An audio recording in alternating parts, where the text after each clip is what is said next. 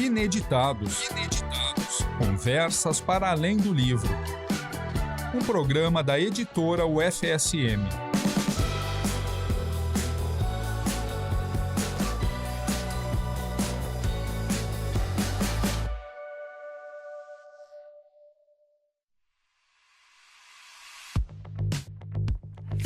Olá para você que nos acompanha aí do outro lado. Estamos aqui com mais um Ineditados, @Ineditados Podcast no Instagram.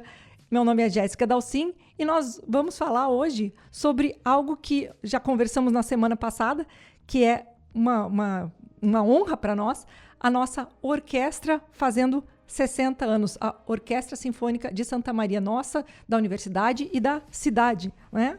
Você que está voltando ainda estamos com algumas promoções na nossa livraria, hein? Vá lá, veja os nossos lançamentos. Temos também as iniciativas da editora no Instagram, em @editoraufsm e no @livraria e grife. Muitas promoções, muitas fotos do que está chegando de novidade. A nossa loja, que fica ali na entrada da UFSM, né, no campus aqui de Santa Maria, tem planners, tem bolsas, tem canecas, tem copos, tem um monte de livro novo para volta às aulas. Tudo para tu sair exibindo lindamente a UFSM por aí. Nos segue em @ineditadospodcast, @editora_UFSM, @livraria e grife UFSM. Hoje estamos com duas convidadas aqui para falar sobre fazer quase um complemento, né, do episódio passado com o professor e maestro Cláudio Esteves.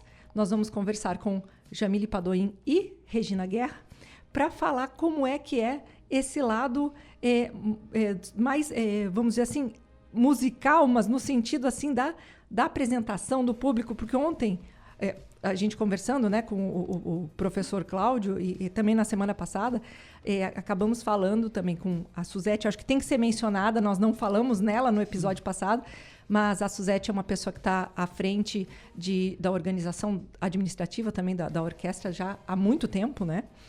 E tentamos que ela viesse aqui, mas ela está irredutível. Aí, um beijo, Suzete. Então, é importante, o professor Cláudio acabou falando bastante da história, da parte administrativa, e estamos hoje com Jamile e com Regina para falar sobre as apresentações, o histórico e até como, de repente, integrar essa parte dos musicistas, né? Jamile, seja muito bem-vinda. Muito obrigada. Vamos por ordem alfabética? Ok, vamos lá. Bom dia, boa tarde. Obrigada por nos receberem aqui, receber a nossa orquestra. A gente agradece ainda mais a tarde chuvosa, né? Que veio a chuva aqui para quase molhar o nosso episódio. Nós não vamos deixar isso acontecer. Jamile, conta pra gente. Tu é também espala, né? Isso. E assessora artística. Como é que a pequena Jamile um dia, porque eu vi que tu chegou a entrar em letras, né? Olha só, Jamile Padoim. Como é que a pequena Jamile foi se entendendo nesse universo da música, né? Se reconhecendo? Conta um pouquinho. Eu comecei a estudar música por incentivo familiar, né? Porém, ao violão, durante muitos anos, até cogitei no futuro fazer um bacharelado em violão, porém eu mudei de ideia assim que eu assisti um concerto da orquestra aqui em Santa Maria. Tá surpresa. Eu sou super amiga dela, mas estou descobrindo coisas dela agora. Que legal, acho ótimo. Então, assim, eu assisti, eu lembro que era na Praça Saldanha Marinho, o professor Enio Guerra estava regendo, eu olhei, eu fiquei... Chega de violão, vamos lá. Se arrepiou. Foi. E ali eu recalculei a rota, assim, da minha vida musical e aí começam os sonhos, assim, será que um dia eu vou tocar? Será que um dia eu vou tocar numa orquestra? Então foi ali que começou, assim mesmo. Mas que legal, porque isso mostra a perseverança, né? A gente também comentou em episódios passados que a música acaba sendo muito exigente, né, na sua prática. Então, não é uma coisa...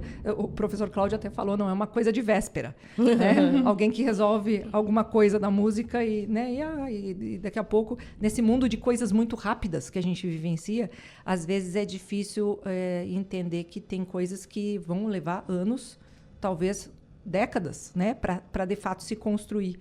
Claro. E tu te graduou em 2014, Foi. né, na música. Em música, bacharelado em violino. Foi. Uhum. E desde então, como é que foi esse caminho para a orquestra, né? Porque tu já tá... Hoje tu tá lá como também assessora artística, não é? Isso.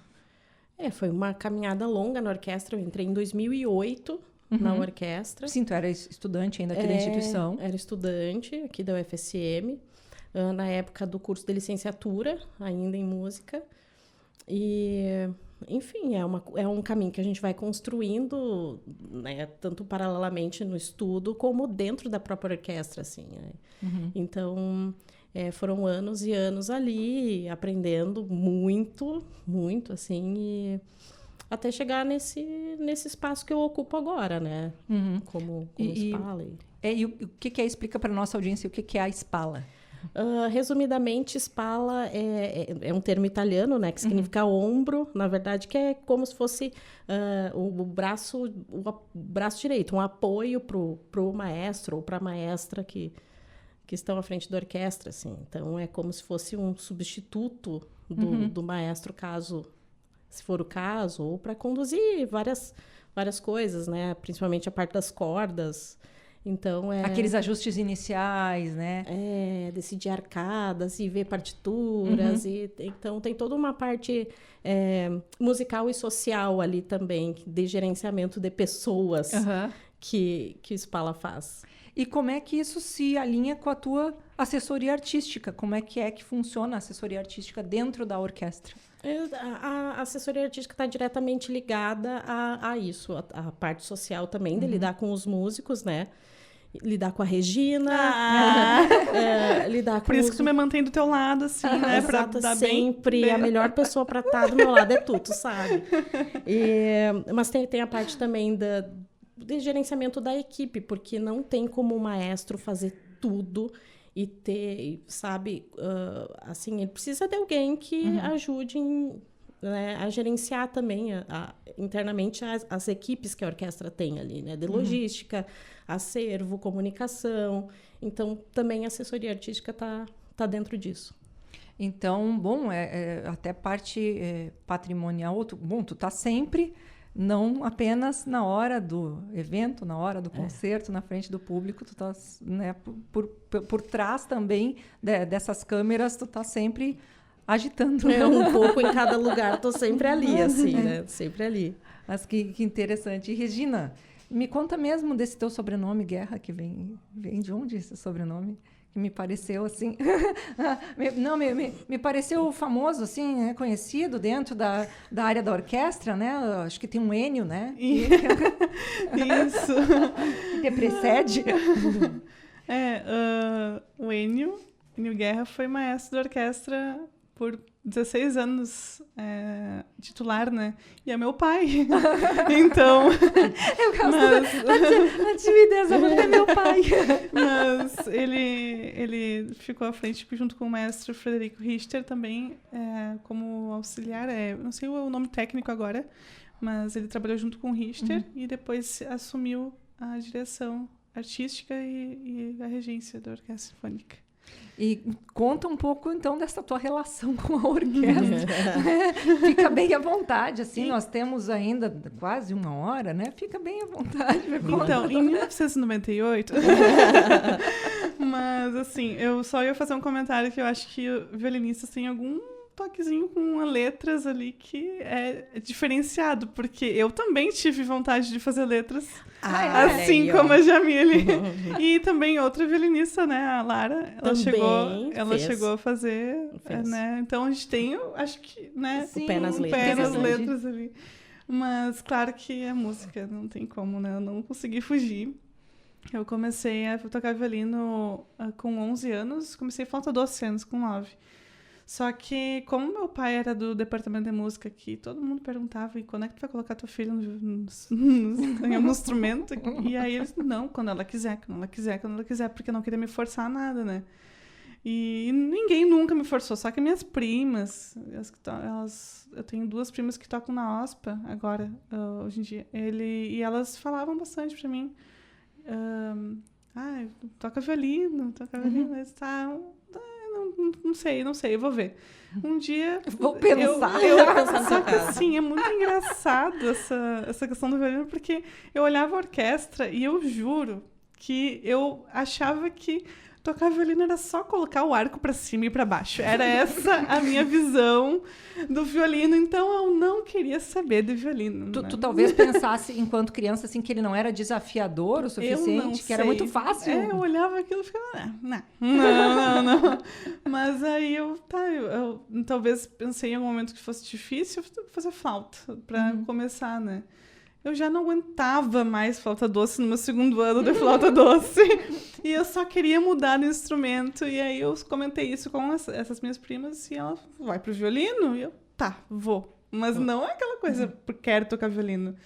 Mesmo com influência, assim, em casa, desde pequena, né? Não sei, não queria. Só que quando eu entrei, né, comecei a fazer, não largava mais o instrumento.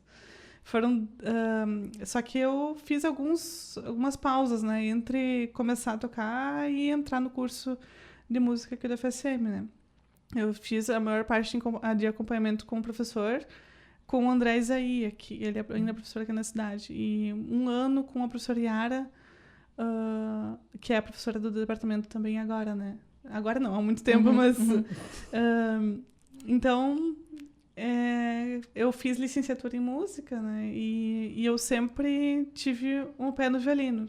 Aí eu tive 1 ano até que eu fui pro bacharelado, né? Não sei se tu lembra, já lembro dessa época. Mas eu preferi retornar para me formar em licenciatura, mas o violino não me larga, né? Não tem como, não tem... E como é que fica esse interstício, né? Porque, vou fazer uma provocação aqui. De repente, tu já tinha uma experiência muito maior do que até algum colega que estivesse entrando na orquestra, né? E como é que fica essa relação? Tu só podia fazer parte da orquestra depois que estivesse dentro da instituição, dentro do curso de música? Não, até a orquestra sempre teve aquelas vagas, muitas aspas, né? Para pessoas da comunidade. Agora são bolsistas de graduação geral e ensino médio, né? Mas na minha época, quando eu estava fazendo violino, em 2013, eu fiz 2 concertos com orquestra, quando meu pai ainda estava na regência, e quando ele se aposentou no ano seguinte também. Mas eu não estava no ensino médio em 2013, em 2014 eu estava. Então, acho que hoje em dia não tem mais essa possibilidade, não lembro. Jamília, você vai saber melhor como sobre isso. bolsista, precisa estar no ensino médio. Como bolsista, isso. Porém, como voluntário, é possível. Então. É possível. Mas que interessante. Então, mesmo tem que entrar em contato e se colocar ao dispor, ou tem algum tipo de edital, alguma questão mais administrativa que precisa seguir, ou é aberto, né? A pessoa querendo se colocar à disposição, basta ela entrar, ou tem algum processo seletivo? Como é que funciona para integrar hoje a orquestra? A orquestra ela tem várias categorias, digamos assim, de músicos, né? De ingresso de músicos, né? Tem bolsistas do ensino médio e da graduação aqui da UFSM, que daí eles passam por um edital que é aberto a cada início de ano ou início de semestre, e conseguindo preencher os pré-requisitos, é aprovado, tendo o número de bolsas disponível, né? O número de vagas disponível é aprovado. E, né, para ser um integrante bolsista. Aí também tem os contratados da orquestra, que são pessoas egressas, em geral, dos cursos de música aqui da UFSM, que daí tem um contrato, né? Trabalham com prestação de serviço por, né, horas trabalhadas ali, por concertos. E aí tem os músicos voluntários, que aí... Só voltando na questão dos contratos, isso é por demanda, né? Por necessidade da orquestra. Tem um instrumento X que há necessidade. Vamos atrás para, né? Para ter esse... É uma lacuna que precisa ser preenchida. Né? E dos músicos voluntários também é um pouco mais aberto, assim. A pessoa pode passar por uma audição, né? Durante um ano, e dependendo também da necessidade da orquestra, a pessoa pode participar também. E conta um pouco de como que é essa experiência dessa essa pessoa que entra, porque é uma orquestra escola, né? Então, eu imagino, mas ao mesmo tempo tem um nível de exigência e de excelência que a pessoa que está entrando, ela precisa ter como uma meta, né? Ter como um norte da sua performance, né? E aprender a lidar com o público, com a audiência, aprender a lidar com as dinâmicas dos colegas. Conta um pouco como é que isso agregou para ti, na tua vida, e como é que tu vê isso acontecendo dentro da orquestra. Sim. É quase uma pergunta filosófica. Mas isso me fez lembrar dos meus primeiros dias na orquestra, assim, tipo, que eu era muito mais jovem e inexperientíssima, assim, porque eu comecei a tocar violino em 2006 e eu entrei na orquestra em 2008. Então, teve muito tempo, assim, de amadurecer alguma coisa. Eu entrei lá, apavorada, sabe? Assim, Igual. tipo... Igual né? aqui. Tu não sentou do meu lado no início lá, No hein? início, eu tava como chefe de perto? naipe dos segundos violinos e eu acho que sentei atrás. Tava com a Bibiana do lado, eu acho. Desculpa. Então, mas é que eu lembro mas de é que é muito próxima. Sim. Só que assim... uma criança. eu lembro. Só que tu era vista assim como uma pessoa, meu Deus, a Jamile, né? Não Hoje pode. em dia, eu tô brincando. Regina, tá Tô cancelada. brincar.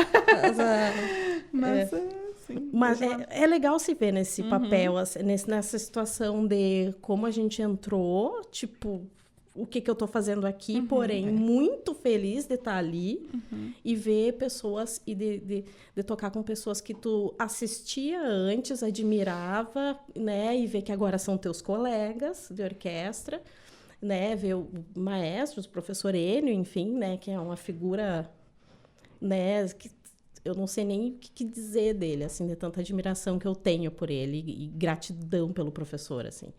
Então, e aí tu vai indo e aquele medo passa, tu vai tocando na orquestra, vai se sentindo mais seguro, e aí tu vai acolhendo depois aquelas pessoas que estão na mesma situação que tu, e tu sabe muito bem o que é passar por aquilo, né?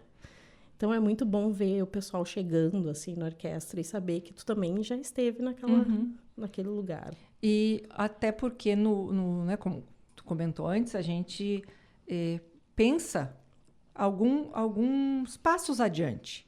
Mas pensa, assim, o grande norte do GPS, né? Onde eu quero chegar. Sim. Mas, às vezes, o GPS só vai te mostrando trechinhos do caminho, que são aquelas escolhas que tu consegue fazer naquele momento. Mas, lá na frente, existe algo, existe um destino, né? Que tu te vê, te imagina. E hoje, tu se considera que chegou nesse local que tu imaginava lá no início? Eu não sei se eu imaginava, sabe? Eu não sei se imaginava, porque os meus sonhos são parcelados. Exato, assim, imagina. Então, hoje é aqui, assim, mas também eu acredito que os lugares que a gente vai ocupando, às vezes, não são somente um desejo, é uma construção, assim. Tu vai indo, quando vê, tu tá ali, né? Então, é uma coisa assim, de quando eu vi, eu tava ali já, sabe? Mas... claro, a gente sempre vai sonhar com alguma coisa, esperar. Mas eu acho que com a questão do músico ser muito exigente, a gente nunca acha que tá no lugar certo, que não tá bom ainda, sabe? É uma coisa assim de que, tá, eu cheguei ali, mas agora eu tenho que, né, estudar, tenho que isso, é uma coisa meio... Mas eu acho isso importante, porque essa construção... cotidiano, até porque se não existe o treino ou essa dedicação, a pessoa, entre aspas, perde a mão, né? E esse nível de exigência é sempre estando numa situação de excelência, né? Que nem a gente falou antes. Então, é necessário, acho que essa é uma cobrança, mas é uma cobrança boa, né? Que a gente percebe nas dinâmicas, nas apresentações da orquestra. E tu, Regina, como é que era frequentar, ainda desde criança, o espaço da orquestra e circular, e de repente, tá aí, se vê lá, né? Eu lembro de assistir alguns ensaios toda envergonhada lá atrás, do lado da percussão. do lado da Tayane, né? Que hoje em dia é nossa colega do contrabaixo na orquestra. E tem uma música que me marcou muito quando eu iniciei no violino, estava nas primeiras aulas mesmo, que estava sendo ensaiada pelo meu pai, a orquestra estava sendo ensaiada, que é o Monte Calvo, do Mussorgsky. Quando eu sabia, assim, eu escutava tanto o repertório que era ensaiado, né? Eu sei do início ao fim. Agora, tocar... eu não conseguia tocar nada daquilo na época. E, por coincidência, o professor Cláudio, junto com a equipe, decidiu que essa música faria parte da programação, né, da orquestra nesse ano. Então, é uma realização que... A Jamile já falou dos colegas, né? Agora eu sou colega da pessoa que eu só via lá no palco. Mas agora eu também posso tocar aquela música que eu ouvia e era o meu sonho tocar aquilo e eu achava muito difícil. Então, eu tava falando... Eu esperei 17 anos pra tocar essa música. Numa orquestra. Porque tudo bem, a gente pode pegar e tocar essa música, tocar né, a música sozinho em casa. Beleza, mas não é a mesma coisa de estar na orquestra realizando aquele sonho lá da criança, né? Então, eu sou muito feliz por isso. E tem muitas outras, tem o Guarani também, né, que a gente estava fazendo. São músicas que eram um repertório na época, quando eu estava começando, e eu fico contente de poder fazer agora.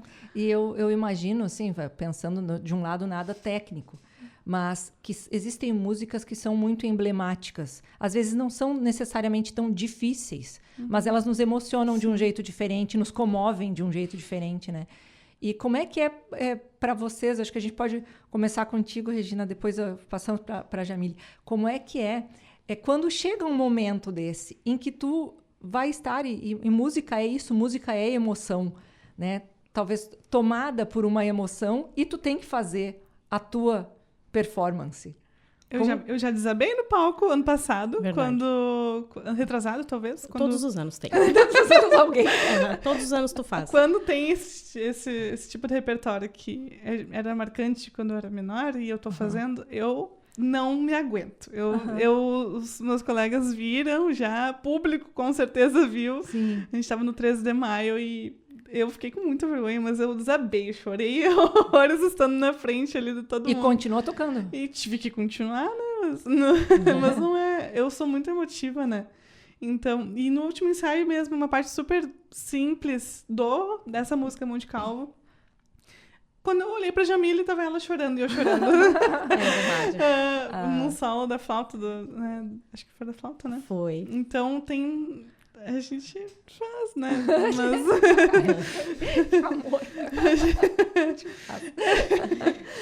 Mas e tu, Jamile, já te aconteceu também? Várias vezes. A gente brinca que Uma Noite no Monte Calvo é a nossa música, minha e da Regina. Música. Aí no ensaio a gente diz, ninguém pode estragar essa música. A gente sabe do início ao fim. A gente sabe do início ao fim tudo que vai acontecer. E eu tenho uma ligação pessoal também com essa música, por coincidência, que foi a primeira música de concerto que eu ouvi na vida. E eu ganhei um toca-CDs do meu pai, uma coleção de CDs, assim, ele, ouve aí, sabe? Ai, eu querendo ouvir, sei lá, Shakira, alguma coisa. E aí eu coloquei essa e eu pensei, Aí eu fiquei ouvindo, assim, e aí tocar agora, assim, de novo, né? E, por coincidência, foi a primeira música que eu toquei na orquestra, que eu ensaiei quando eu entrei também. Então, foi uma sucessão de coisas. E agora, com a Regina do lado, assim, realmente... E é uma música que tem um final muito bonito, dá muita vontade de chorar. Se não precisar estar nem no concerto, no ensaio, a gente já fica emotiva, assim. Eu penso nisso porque quando tem algumas músicas que fazem com que a gente se emocione. É a proposta da música, né? Eu acho legal que eu convidei vocês duas a estarem aqui hoje sem saber da relação entre vocês, né? Dessa amizade. Então, às vezes, até isso, né? É um momento, era um momento que era para ser, né? Sim. As duas se encontrarem e poderem rememorar e contar isso, né? Quando eu era muito pequena, tinha a música tema do Superman. E aquela coisa, a gente é criança. E por mais que esteja assistindo a um filme que tem um herói, que evocam sentimentos, valores, né? tocava a música e eu não entendia o que estava acontecendo comigo, porque eu chorava. Eu dizia, mas eu estou chorando por quê, né? Se eu não estou triste, quer dizer, por que a música me faz isso, né? Sim. Quer dizer, é uma coisa completamente involuntária, né? Mas, em alguma medida, aquilo ali evoca, né, um sentimento de grandeza, de alguma coisa que faz a gente chorar. Então, eu fico imaginando que numa apresentação, né, numa performance também é isso. Tu pode estar com o teu racional ali para ler a pauta, agora é a minha postura, né? Mas é muito difícil de controlar, ainda mais estando no epicentro daquela onda de música que te cerca, né? Eu acho... eu fico me pondo no lugar, assim, e para quem é emotivo, deve ser um momento de superação, né? Como é que é? É muito... Porque às vezes a gente... É muito visceral, né? É um negócio... E às vezes a gente se emociona com a emoção do outro. Porque a gente toca e a gente não fica só olhando para a partitura, a gente acaba olhando assim, né? E eu como Spala e a Regina como concertina da orquestra, a gente tem muito isso de tocar e observar o que está acontecendo para dar aquela olhada se está dando tudo certo também, né? E assim, quase a gestão do momento, né? A gestão do momento, assim. E aí, quando a gente conhece muito os colegas que a gente tem, a gente coloca o olho, a gente sabe se a pessoa tá bem, se não tá, como é que ela tá. E aí, tu sentir como o colega tá, assim, é muito... E o professor Enio tinha uma peça que a gente fazia, que é o Enigma. Eu ia falar. Do Elgar, assim, que é uma das variações Enigma. Tu olhava pra ele tava chorando, assim. Aquele ursão, regendo, chorando, assim. Aquele ursão. Porque ele, pra mim, ele é assim. Podia falar assim? Desculpa. Não pode. Porque que pra ótimo. Mim, ele sabe? Ele é... O papai urso da orquestra. Ele parece sério, coisa, mas quando vê uma chorando lá no meio do... Daí tu começa a chorar também porque ele tá chorando. Pois é, aí tem um ponto. Eu já vi ele chorando em apresentações próximas. Não sei se tu lembra, em 2019, teve uma homenagem aos maestros. Lembro. E a gente tocou essa música. E aí eu sei que ele tá daquela forma, mesmo não estando com ele. Então, se eu sei que ele tá no público, nesse tipo de música que eu sei que ele chora, eu já fico toda errada. Eu começo a sentir pensando que ele tá assim. Já fico... porque eu já sinto naturalmente, né? E aí eu sei que ele se emociona também com algumas músicas específicas, e essa foi muito... Mas pode falar da música. É muito bonita, tá? Vale a pena ouvir. Ela faz parte de um conjunto de obras que o compositor fez dedicada a amigos dele. Daí ele coloca siglas, pseudônimos, enfim. E aí tem uma que é feita várias... Enfim, não precisa fazer a obra inteira, ela é feita isoladamente. E ela realmente é muito bonita mesmo, vale a pena. Vale a pena ouvir. Isso aí a gente pode... Até fico pensando que depois desse episódio ele se transforma em podcast, né? Então nós até podemos colocar uns trechinhos, né? Para a pessoa que for nos escutar não precisar procurar no Google, né? Sim. E eu acho muito legal que daí também a pessoa que estiver nos escutando vai ter um gostinho, vai entrar no clima... Do que a gente está falando. falando. Eu queria saber também como é que é, para a Regina, estar num ambiente em que já tem essa questão geracional, vamos dizer assim, né? Como é que é ser a filha do professor Enio? Se já tem uma...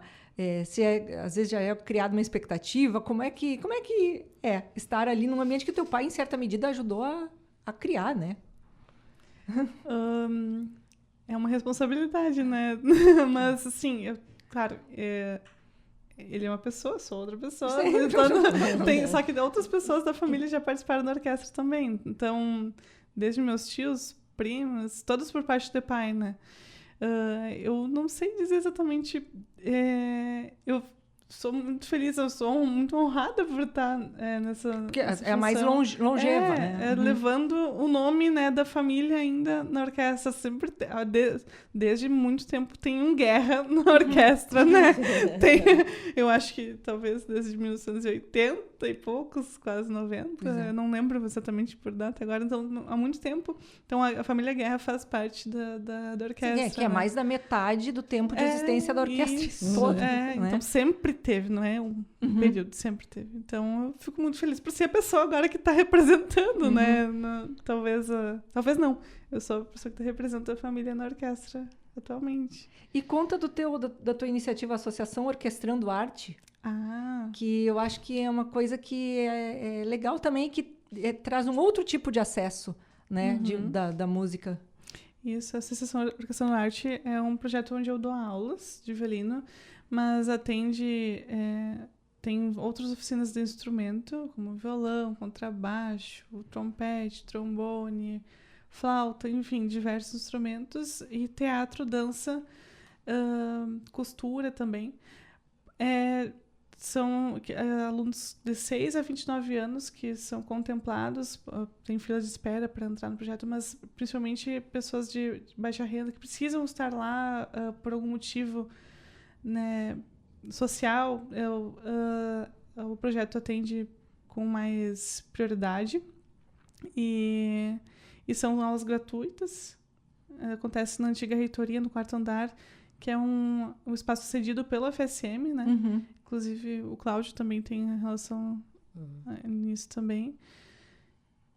Eu me recordo que nós tínhamos, o curso de música tinha no que era o antigo hospital universitário, lá no centro, né? Era um projeto muito profícuo e também longevo, né? Teve, eu acho que mais de década de existência, né? Foi. Que, infelizmente, eu acho que uns 2 anos atrás precisou ser encerrado.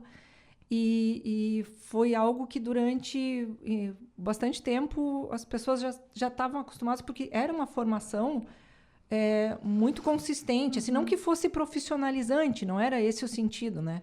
Mas era um projeto que dava toda a parte de iniciação musical, teoria musical, coral e o instrumento ou voz, né? Então era bastante completo, a um preço muito acessível, valor muito acessível. Que dentro de qualquer escola de música privada, né, aqui da cidade, a mensalidade da escola de música era praticamente a mensalidade do semestre. Verdade. Né? Não lembrava disso, verdade. No projeto verdade. de extensão. E eram os professores da própria instituição que coordenavam, os estudantes que já estavam em semestres finais, ali semestres de estágio, eu acho que podiam fazer o estágio no projeto. Sim. Então, era uma...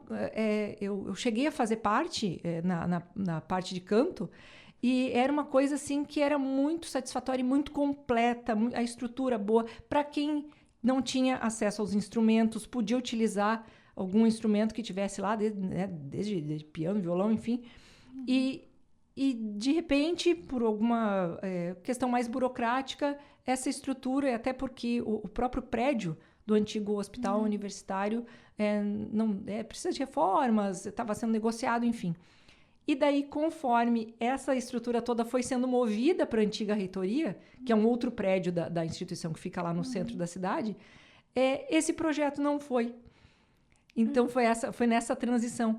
E, de repente, o Orquestrando Arte, eu acho que acaba cumprindo um pouco com essa vazão, né? Com esse espaço. E daí, ainda no plus de dar a oportunidade para quem realmente tem uma necessidade que é mais aí financeira, né? Ou até, eu já fico pensando em termos de contraturno, assim, às vezes a pessoa podia estar na rua fazendo alguma outra coisa e estar lá, tendo acesso a algo que talvez lá na sua origem fosse muito distante ou muito difícil, né? Como é que são as realidades que tu encontra ali e, de repente, até se trouxer aí alguma história inspiradora de alguém que nem tinha, nem imaginava, né, conhecer isso e hoje tem essa realidade no seu cotidiano, né? O nome é Felipe Saldanha. Grande Felipe. Eu vou chegar no Felipe, mas é o nosso colega da orquestra, ele está fazendo bacharelado. Orquestrando, a única diferença é que são aulas coletivas, né? Não, mas assim, você falou do Extraordinário de Música, que depois acabou se tornando a extensão em música ali do segundo andar, Isso, né? Eu realmente não sei como está a situação, até porque eu vi alguma coisa, alguma movimentação, mas eu não sei como é que está a situação da extensão. Mas o extraordinário era muito forte em função também do método Suzuki, né? Então, muitos alunos ali, quando o extraordinário era uma parte, na época bem forte do extraordinário, era metade Suzuki, né? Eram muitos alunos de violino. Eu não sei falar muito bem sobre a questão dos professores. Acho que a Jamile vai lembrar mais, porque tem uma irmã que trouxe o método aqui para Santa Maria, né? Mas foi uma pena, né? Porque eu também comecei pelo extraordinário, a Jamile também começou. Extraordinário é o nome que... Era o nome antigo do curso de extensão em música. Ah, entendi. Isso.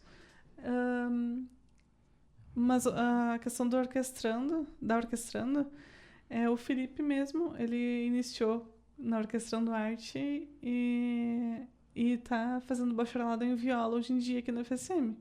Então, ele vai poder falar melhor sobre a história dele. Eu não lembro exatamente os passos, mas Felipe, desculpa se tu estiver ouvindo isso, mas ele me falou por cima, né, que foi uma mudança muito grande na vida dele, né? Porque eu imagino que abra contatos e janelas que talvez lá na sua origem a pessoa nunca tenha vislumbrado, que não faz parte da sua realidade. Né? E ele deu aula lá um tempo também, eu esqueci de mencionar isso. Então ele voltou como professor, né, depois. Sim. E combina com aquilo que vocês falavam antes também, de poder dar o olhar dele, né, para aquela pessoa que está chegando e dizer, eu já estive aí nesse lugar. Rola essa identificação, né? Que eu particularmente acho muito interessante, porque daí parece que reforça o compromisso do professor e do aluno, ou do professor ou da pessoa que está no lugar, né, no momento de professor ali, que é esse comprometimento de estarem juntos pela mesma coisa, pela mesma causa, que dentro de um ambiente coletivo, né, precisa estar muito, sem querer fazer um trocadilho aqui, muito afinado. Porque para dar esse sentido de que estão todos ali em prol de algo que esse conjunto vai promover. Né? E como é que vocês, dentro da orquestra, fazem com que essa comunidade aconteça? Né? Conta um pouco, Jamile, dessa abordagem, dessa recepção que é feita, como é que acontece, né? Se alguém está chegando lá hoje, como é que essa pessoa começa a se dar conta de que ela está fazendo parte de algo que tem uma certa grandiosidade, né? Sim. As pessoas, elas chegam de uma maneira muito parecida na orquestra, assim, aquele jeito, assim, sabe, sem saber como agir, o que fazer.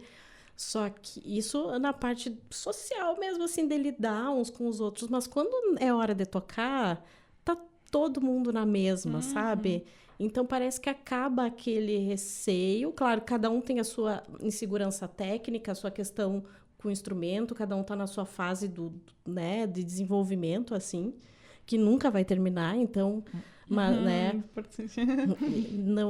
ninguém chegou lá, assim, mas... Porque a gente nunca sente que chega, mas na hora que começa a música, essas coisas se dissipam, sabe? Mas é muito bom ver também as relações se construindo ali. A pessoa chega e ela acaba rapidamente fazendo parte do grupo, assim. As pessoas são muito receptivas, eu acho, sabe? E como a orquestra é bem heterogênea de idade... As pessoas vão se acolhendo ali, se ajudando, e quando vê a pessoa, parece que faz muito tempo que está ali. E essas pessoas que fazem parte enquanto contrato, e às vezes eu imagino que a gente está aqui subjugado a essas dinâmicas da universidade, às vezes tem prazos, renovações, documentos, burocracias, né? Então, essas pessoas, mas elas também são convidadas a, em alguma medida, exercer sua pedagogia com aqueles que estão entrando, porque entram fazendo parte dessa orquestra escola. Né? Existe também essa troca com as pessoas que estão... que embora não sejam docentes, né? Que estão chegando ali, elas também acabam virando um pouco professores? A gente acaba se espelhando, né, na pessoa que, para nós, ali é mais experiente, né? Vira uma referência, de qualquer modo, né? É uma referência. Isso, uma referência. A gente, eu imagino, quando a gente está observando, né, aquela apresentação, que são aqueles núcleos, né? Sim, É. isso. Então, acaba que... como é que é dentro dessa mudança de semestre? As pessoas saem, algumas... imagino eu que... Eu penso que porque nós temos também os nossos bolsistas, né? Na editora, em outros ambientes da universidade. Sempre tem alguma troca, né, no semestre, uns que entram, uns que saem. Como que é feita para que essa coesão seja mantida, apesar dessas idas e vindas? É feito... Quando chega, né, início de semestre, alguma coisa assim, tem algum, vamos dizer assim, um mínimo comum que a pessoa tem que saber para entrar? Como é que é esse nível de... Porque, digamos, né, a seleção, ela vai ser feita dentro de um edital, quer dizer, vai ter o regramento do edital. Mas existe um número de semestres que a pessoa tem que ter cumprido? Como é que funciona isso para alguém que esteja nos ouvindo nesse momento? Diga, nossa, mas eu acho que eu gostaria de integrar. Mas, às vezes, é isso, querer integrar é um desejo, mas, às vezes, a pessoa tem que chegar num determinado ponto para, de fato, se sentir integrante, né, quando já está lá dentro. Sim. A pessoa, por exemplo, falando de graduação, né? A pessoa não é obrigatório, porém, preferencialmente, né, é dada essa prioridade a alunos a partir do 5º semestre dos cursos de música, porém, tem, né, alunos do 1º semestre que entram. Eu faço essa pergunta porque vocês comentaram que tem gente que é de ensino médio aqui da instituição, né? As cordas, principalmente, têm carência, né? A gente precisa bastante de violinistas, contrabaixistas, violoncelistas. Então, tendo um nível conseguindo acompanhar a orquestra, o repertório, já é possível fazer uma audição, né? Sim. E quando esse estudante está tá por se formar, por exemplo, ele pode continuar, se ele quiser ser voluntário, ele pode continuar integrando a orquestra? É questão dos contratos, né? Daí entram os contratos. Isso. Como não tem vínculo com o FSM, então, principalmente nas cordas, é feita essa contratação, mas mais diretamente, né, do que outros instrumentos, por exemplo, são menos... O número de pessoas que necessita para, por exemplo, fagote, flauta, é mais pontual, né? Mas é quase automático se a pessoa quer seguir na orquestra depois de terminar a graduação, ser o contratado, né? Foi o meu caso, por exemplo, do 2024 para 2025. O Pablo, por exemplo, entrou agora como contratado também, né? Do ano passado para esse. Eu acho que é legal, Regina, tu contar também um pouco da tua expressão, não só aqui na orquestra, mas como violinista, porque tu tocou na abertura aqui do nosso ano letivo, né, na posse da reitora Marta Daime. Como é que é essa Regina que continua circulando aqui na instituição e enfim, tendo a oportunidade de se apresentar? São momentos icônicos, né? Tanto eu quanto a Jamila, a gente toca em eventos diversos, fora aqui da FSM, né? Mas foi importante. Essa apresentação pra gente foi... Eu toquei com o Miguel no teclado. Não, piano, acho, digital. Ele é meu namorado. Também toca na orquestra. E o Felipe na viola. A gente faz de tudo, assim. Como a gente estava tocando aqui na abertura da cerimônia de posse, daqui a pouco a gente está tocando um casamento, no velório, né? Velório, isso é importante, CTG, né? Então, a gente toca, assim, em ambientes diversos. A gente leva o violino, que é um instrumento que, às vezes, as pessoas falam que é um instrumento clássico, né? Mas para outros ambientes também, né? Eu, particularmente, violino é o instrumento que eu acho mais bonito, né? E eu quis ter violinos no meu casamento, 20, não sei quantos anos atrás. Mas e é isso, eu me recordando agora, né, desse acesso ao violino. Quando eu comentei que eu gostaria muito de ter violinos, a minha mãe olhou e pensou assim, nossa, deve ser difícil arranjar alguém que toque violino, porque parecia uma coisa distante, não é? Algo, ou assim, será que o casamento da minha filha é digno de ter violinos? Nossa! Né? Porque parecia uma coisa, assim, muito elitizada, né? Sim. E claro que, eu acho que até foi a Yara, não sei, acho que foi a Yara que ela toca violino? A Yara é a professora de violino aqui do curso do bacharelado em violino. Então, eu acho que foi ela que tocou no meu casamento. Nossa! Eu acho que foi, porque isso faz muito tempo. Uhum. Mas o nome não me é estranho, né? É um nome diferente, né? Uhum. E nós fomos na casa dela para que ela me mostrasse algumas músicas, algumas sugestões. Ela pegou e fez 2 notas, eu já estava no sofá chorando. Imaginando o momento. E é isso, sabe? Porque daí ainda por cima é um momento pessoal muito forte, né, do casamento, mas o próprio fato de ser o violino já me emocionava. Então é uma coisa que parabenizo vocês por essa, né, por estarem aqui dividindo um pouco da história de vocês conosco e parabéns também à orquestra, né? São, afinal de contas, 60 anos e com pessoas como vocês aí se dedicando e levando à frente, né? Mais vida longa, né? Vida longa. Comentem um pouco sobre como é que foi feita esse planejamento para esse ano festivo, afinal de contas, né? Porque são algumas peças que o professor Cláudio não pôde me dar muitos spoilers, porque ele disse que tem algumas coisas... E a gente Guarani...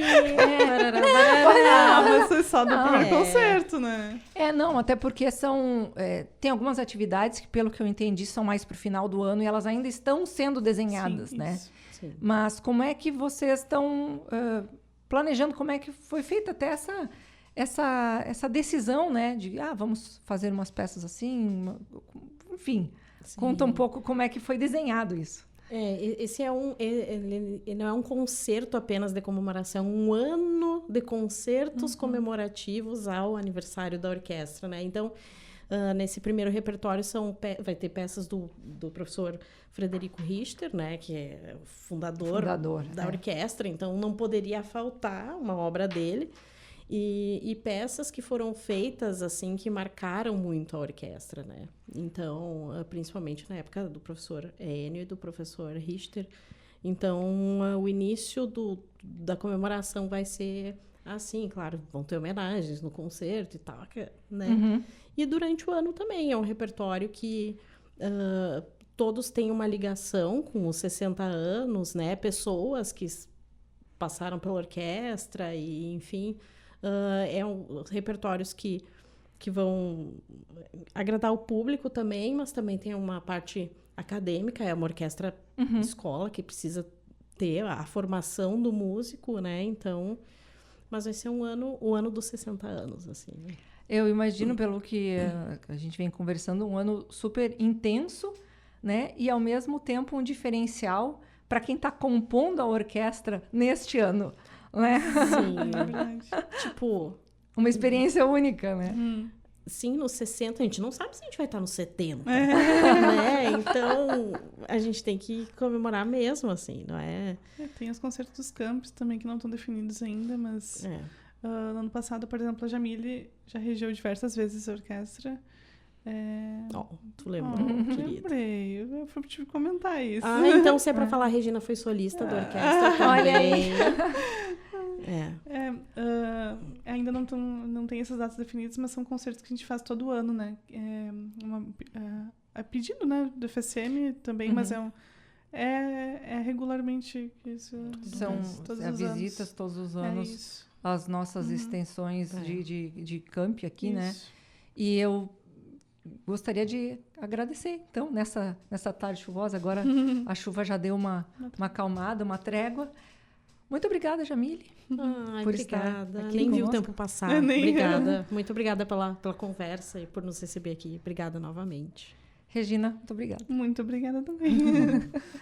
E para você que está nos acompanhando, mais uma vez, se ligue nas nossas redes sociais, @editora_UFSM, @livraria e grife UFSM, @ineditadospodcast. E fique de olho também no arroba da orquestra, né?